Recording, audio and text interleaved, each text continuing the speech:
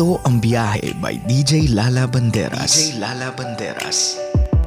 Hi love! Welcome back to Biyahe, ang programang sakto, klaro, diretso, and you are back with me. My name is DJ Lala at eto na nga po ang ating biyahe for tonight. Hashtag biyaheng walang pake. Alam nyo ba boys, kung bakit lalong naggagalaiti ang mga babae kapag supposedly nagkakaroon kayo ng discussion and you chose to be silent para matapos lang? Because it makes us feel that it's as if you don't care at all.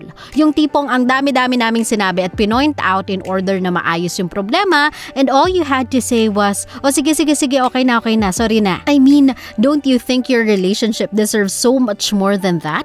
Huwag nyo kasing isipin na kapag nag-point out kayo ng thoughts nyo, it's already a fight. Look at it as a discussion and make it a healthy one. Remember, it's not always about kung ano yung sinabi nyo, but kung paano nyo siya sinasabi. We may be complicated at times, boys, but it's always because we want to make it work. And just to make it clear this is not always the case. Yung usual lang, okay? At tuloy-tuloy lang ang ating hashtag biyahe for tonight. It's hashtag biyaheng walang pake.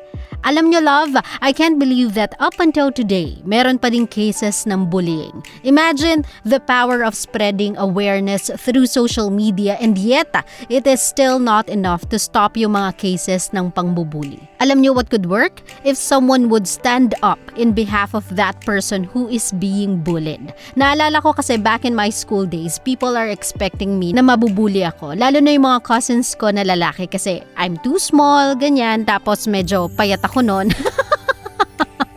But I never let anything close to bullying happen to me. I stand up for myself and I learned to stand up for others as well. Sana kayo din, pag may nakikita kayong pinagtutulungan, I hope you guys can stand up to them and stop them from bullying others instead of just capturing the moment sa mga cellphone cameras ninyo and then posting it in social media for views. Kasi 'di ba rampant yan ngayon pag nagtingin kayo ng timeline ninyo kapag may nag-aaway, nagsusuntukan, nagsasapakan, nagsasabunutan, instead of pinipigilan nila yon, what they are doing is they're capturing it sa mga cellphone nila and then they're posting it online for views. What for? 'Di ba? Para saan? Kaya sa mga love natin, remember, what you allow is what will continue. So even if you have posted about it sa social media to create awareness, pero nung moment na yon you have done nothing to stop it, it's going to be not as helpful as you think it would because the damage has been done.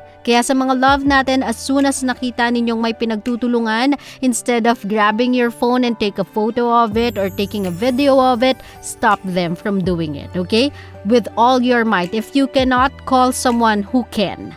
Gets? Tuloy-tuloy lang ang ating hashtag biyahe for tonight, hashtag biyaheng walang pake. Alam nyo kung saan talamak ang apathy? Sa workplace. Real talk I have been working for more than 15 years since college days, and one thing I have noticed ay yung fact na hindi mawawala yung mga kaopisina mong walang pakialam sa mundo or sa ganap ng nakararami. Sila yung mga tipo ng tao na basta okay sila, okay na yon. Basta nagawa na nila yung trabaho nila, bahala na kayo. The lack of concern sa colleagues nila or workplace nila hampers the progress of any business, company, or team. For me lang no matter how good they are sa mga trabaho nila, if ang mentality nila ay bahala kayo dyan, I'll do my thing, wala silang pinagkaiba sa talangkang nanghihila pababa. And I think they are actually worse than that.